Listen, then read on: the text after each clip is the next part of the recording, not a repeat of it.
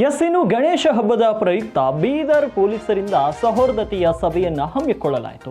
Police ವರಿಷ್ಠಾಧಿಕಾರಿಗಳ ಕಚೇರಿಯಲ್ಲಿ ಸಮಾಜದಲ್ಲಿನ ಎಲ್ಲ ಮುಖಂಡರು ಮತ್ತು ಎಲ್ಲ ಸಮಾಜದ ನಾಯಕರನ್ನ ಕರೆಸಿ ಸಭೆ ನಡೆಸಿದಂತಹ ಪೊಲೀಸರು ಯಾವುದೇ ಅಹಿತಕರ ಘಟನೆ ನಡೆಯದಂತೆ ಸಹೋದರಯುಕ್ತವಾಗಿ ಹಬ್ಬವನ್ನು ಆಚರಿಸಲು ಸೂಚಿಸಲಾಯಿತು. ಸಭೆಯ ಅಧ್ಯಕ್ಷತೆಯನ್ನು ವಹಿಸಿದ ಬೀದರ್ ಜಿಲ್ಲಾ ಪೊಲೀಸ್ ವರಿಷ್ಠಾಧಿಕಾರಿ ಪ್ರದೀಪ್ ಗುಂಟಿ ಮಾತನಾಡಿ, ಇಡೀ ವರ್ಷದಲ್ಲಿ ಗಣೇಶ ಚತುರ್ಥಿ ಅಂತ ದೊಡ್ಡ ಹಬ್ಬ ಇನ್ನೊಂದಿಲ್ಲ.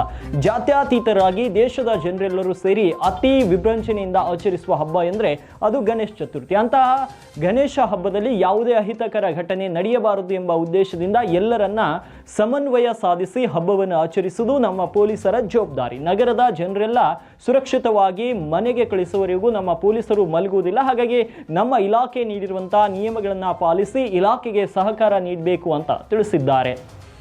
ಅತಿ ದೊಡ್ಡ ಹಬ್ಬ ಅಂದಾಗ 4 ಜನರು ಮೀರಿ 5 ಜನರು ಮೀರಿ ಸುಮಾರು ಪಬ್ಲಿಕ್ ಭಾಗವಹಿಸಿದಾಗ ಎಲ್ಲರೂ ಒಟ್ಟಿಗೆ ಮತ್ತೆ ಈ ಬೀದಿ ಗಣೇಶನ ಆ ಬೀದಿ ಗಣೇಶನ ಒಬ್ಬರ ನಂತರ ಒಬ್ಬರು ಕೋಆರ್ಡಿನೇಟೆಡ್ ಆಗಿ ನಾವು ವಿಸರ್ಜನೆ ಮಾಡ್ಕೋಬೇಕಂದ್ರೆ ಪೊಲೀಸ್ ಅವಶ್ಯಕತೆ ಇದ್ದೇ ಇರುತ್ತೆ.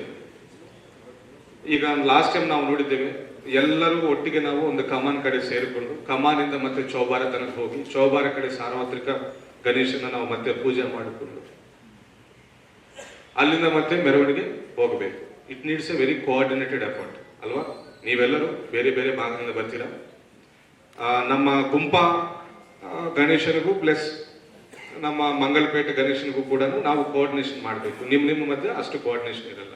ಕೇವಲ ನಮ್ಮ ಬೀದಿ ಗಣೇಶ್ ಬಗ್ಗೆ ಮಾತ್ರ ನಮ್ಮ ಗಮನ ಇರುತ್ತದೆ. ನಿಮ್ಮೆಲ್ಲರ ಮಧ್ಯೆ ಕೋಆರ್ಡಿನೇಷನ್ ತಂದು ಒಟ್ಟಿಗೆ ನಿಮ್ಮೆಲ್ಲರನ್ನ ಒಂದು ಕಡೆ ಸೇರಿಸಿ ಅಲ್ಲಿಂದ ಮತ್ತೆ ಒಟ್ಟಿಗೆ ವಿಸರ್ಜನೆ ಕರ್ಕೊಂಡು ಹೋಗುವ ಜವಾಬ್ದಾರಿ ನಮ್ಮ ಮೇಲೆ ಇದೆ. ಎರಡನೇದು, ಸಾವಿರಾರು ಜನರು, ಲಕ್ಷಾಂತರ ಜನರು ಮೆರವಣಿಗೆಯಲ್ಲಿ ಭಾಗವಹಿಸುವುದರಲ್ಲಿ ಯಾರಿಗೂ ಕೂಡ ಏನು ಅನಾಹುತ ಆಗಬಾರ್ದು. ಒಂದು ಅಟ್ಲೀಸ್ಟ್ ಒಂದು ತಳ್ಳಾಟ ಆಗಬಾರ್ದು. ತಳ್ಳಾಟದಲ್ಲಿ ಯಾರಿಗೂ ಒಂದು ಸಣ್ಣ ಗಾಯನೂ ಆಗಬಾರ್ದು. ಅಥವಾ ಒಂದು ಟ್ರಾಫಿಕ್ ಮುಖಾಂತರ ಒಂದು ಆಕ್ಸಿಡೆಂಟು, ಒಂದು ಏನಾದರೂ ಸಣ್ಣ ಡ್ಯಾಮೇಜ್, ಒಂದು ಅಥವಾ ದೊಡ್ಡ ನಾವು ಡಿಜೆಗಳನ್ನ ದೊಡ್ಡ ಮೈಕ್ ಸೆಟ್ಗಳನ್ನ ತಗೊಂಡು ಹೋಗುವಾಗ ಒಂದು ಎಲೆಕ್ಟ್ರಿಕ್ ವೈರ್ ಏನಾದರೂ ಶಾರ್ಟ್ ಸರ್ಕ್ಯೂಟ್ ಆಗುತ್ತೆ, ಯಾರಾದರೂ ಒಬ್ಬರಿಗಾದ್ರೂ ಒಂದು ಗಾಯ ಆಗಬಾರದು. ಇವರೆಲ್ಲನೂ ಸುರಕ್ಷಿತವಾಗಿ ಮತ್ತೆ ಮನೆಗೆ ಕಳಿಸಿಕೊಡುವ ತನಕ ನಮ್ಮ ಪೊಲೀಸರಲ್ಲಿ ಯಾವ ಕಾನ್ಸ್ಟೇಬಲ್ ಕೂಡ ಮತ್ತೆ ನಾವು ಮಲ್ಕೊಳ್ಳಲ್ಲ. ಯಾಕೆ? ನಿಮ್ಮ ಸುರಕ್ಷತೆಗಾಗಿ. 10 ಲಕ್ಷ ಜನರಲ್ಲಿ 10 ಲಕ್ಷ ಜನರನ್ನ ಮನೆಗೆ ತಲುಪಿಸಿ ಯಾರೋ ಒಬ್ಬನಿಗೆ ಗಾಯವಾದ್ರೂ ಸಹ ನಾವು ಮನೆಗೆ ಹೋಗಿ ನಮ್ಮ ಇಲಾಖೆಗೆ ಸರ್ಕಾರಕ್ಕೆ ನಾವು ಜವಾಬ್ದಾರಿ ಇದ್ದೇವೆ. 9,99,999 ಮಂದಿನ ಮನೆಗೆ ಸೇರಿಸಿದ್ರು ಸಹ ಆ ಒಬ್ಬನಿಗೆ ಸುರಕ್ಷಿತವಾಗಿ ಮನೆಗೆ ಸೇರಿಸಿಲ್ಲ ಅಂದ್ರೆ ನಾವು ಸರ್ಕಾರಕ್ಕೆ ಉತ್ತರ ಕೊಡಬೇಕಾಗ್ತದೆ. ನಮ್ಮ ಮನಸ್ಸಾಕ್ಷಿನೂ ಒಪ್ಪುದಿಲ್ಲ. ಆದರೆ ಇಷ್ಟು ಜನರನ್ನು ನಾವು ಸುರಕ್ಷಿತವಾಗಿ ಪಾಸ್ ಮಾಡಿದ್ದೇವಲ್ಲ, ನೋ, ಆ ಒಬ್ಬ ಜೀವ ಕೂಡ ನಮಗೆ ಇಂಪಾರ್ಟೆಂಟ್.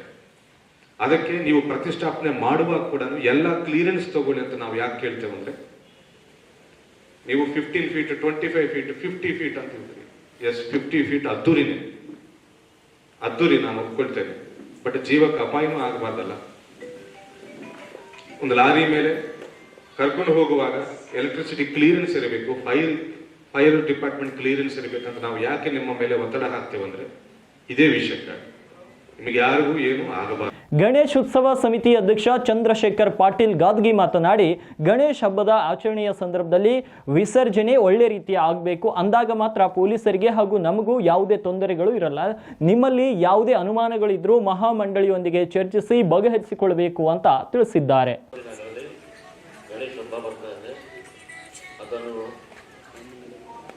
ಯಾವ ತರ ಆಚರಿಸಬೇಕಂತೇಳಿ ಆಲ್ರೆಡಿ ವರ್ಮಾ ಅವರು, ಬಾಬು ಅಲಿ ಅವರು ಎಲ್ಲರೂ ಹೇಳಿದ್ದಾರೆ.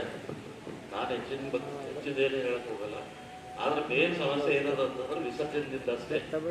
ಅದ್ರ ಬಗ್ಗೆ ಎಲ್ಲರೂ ಸ್ವಲ್ಪ ತಲೆ ಕೆಡಿಸ್ಕೊಬೇಕು, ಧ್ಯಾನ ಕೊಡಬೇಕು. ಅದಕ್ಕೆ ನಮ್ಮೆಲ್ಲರ ಹತ್ರ ವಿನಂತಿ ಮಾಡೋದಂತ, ಈಗ 4 ಗಂಟೆಗೆ ಮತ್ತೊಂದು ಮೀಟಿಂಗ್ ಕರೆದಿದ್ದೆವು. ಇಲ್ಲೆಲ್ಲ ಏನು ಇನ್ಸ್ಟ್ರಕ್ಷನ್ ಕೊಟ್ಟಾರ ಅದ್ರ ಬಗ್ಗೆ ನಾವು ಅಲ್ಲೂ ವಿಚಾರ ಮಾಡೋಣ. ಯಾವುದೇ ರೀತಿಲಾಗಲಿ ವಿಸರ್ಜನೆ ಒಳ್ಳೆಯ ರೀತಿಲಿ ಆಗಬೇಕು, ಸಮಯದ ಪ್ರಕಾರ ಆಗಬೇಕು. ಅವ್ರಿಗೂ ತ್ರಾಸ ಆಗಲ್ಲ, ನಮಗೂ ತ್ರಾಸ ಆಗಲ್ಲ. ಅದೇ ರೀತಿ ಅವ್ರದ್ದು ನಮ್ದು ಒಂದು ಹೊಂದಾಣಿಕೆ ಇದೆ, ಅದ್ರ ಪ್ರಕಾರ ನಾವೆಲ್ಲ ನಡ್ಕೋಬೇಕು. ನಿಮ್ಮಲ್ಲಿ ಮಹಾಮಂಡಲದ ಗಣಪತಿದವ್ರದ್ದು ಏನಾದ್ರು ಸಮಸ್ಯೆ ಇದ್ದರೆ ನಮಗೆ ಮೀಡಿಯೇಟರ್ ಮಾಡಿ ನೀವು ಇದಾಗ್ತದೆ. ಡೈರೆಕ್ಟಾಗಿ ಅವ್ರ ಸಂಗಡ ಅಪ್ರೋಚ್ ಆಗಕ್ಕೆ ಹೋಗ್ಬೇಡ್ರಿ, ಕಿರಿಕಿರಿ ಮಾಡ್ಕೋಬೇಡ್ರಿ. ಅದಕ್ಕೆ ನಾವು ಎಲ್ಲ 4 ಗಂಟೆಗೆ ಬಂದಾಗ ಮತ್ತೆ ನಾವು ಚರ್ಚೆ ಮಾಡೋಣ. ಅದಕ್ಕೆ ಈ ಸಭೆಯನ್ನು ಕರೆದಂಥ DSP ಸಾಹೇಬರಿಗೆ ಮತ್ತು ತಾವೆಲ್ಲ ಬಂದವರಿಗೆ ಧನ್ಯವಾದಗಳು.